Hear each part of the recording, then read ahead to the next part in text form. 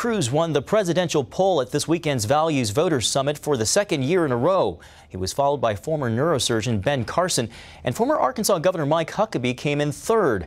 And as David Brody reports, the annual event gives social conservatives a chance to rally the troops ahead of Election Day.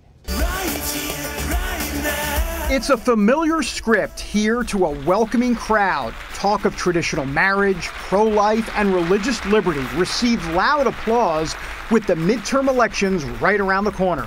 If you want to defend the First Amendment, our free speech, our religious liberty, vote Harry Reid out.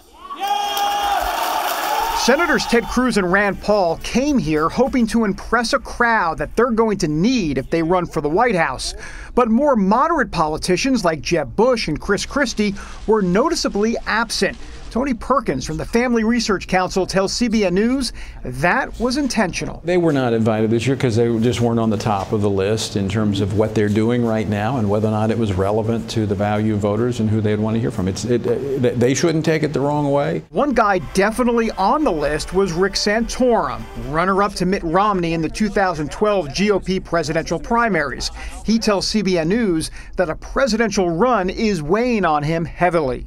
I'm very serious about looking at it, traveling, getting a lot of encouragement. And he has a clear message for other would-be candidates. We have to stop nominating Republican candidates who don't believe what the Republican Party says they believe in.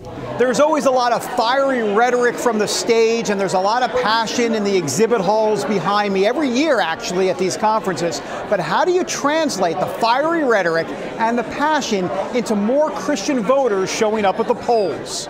Libertarian Rand Paul thinks he has the answer, and people are taking notice. He's reaching out to a younger, more diverse crowd. His non-traditional views on foreign policy and focus on minority-filled urban areas led a high-level Obama administration official to actually call him the most interesting Republican in 2016. I think it is a compliment, but I think also that Republicans need to realize that if we are going to win national elections again, the same old that has been losing will not win again. And I'm spending a lot of time going to areas of big cities where people live in poverty and there's high unemployment and there's sort of this despair.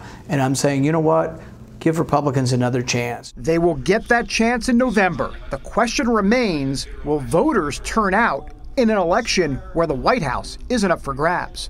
David Brody, CBN News, Washington.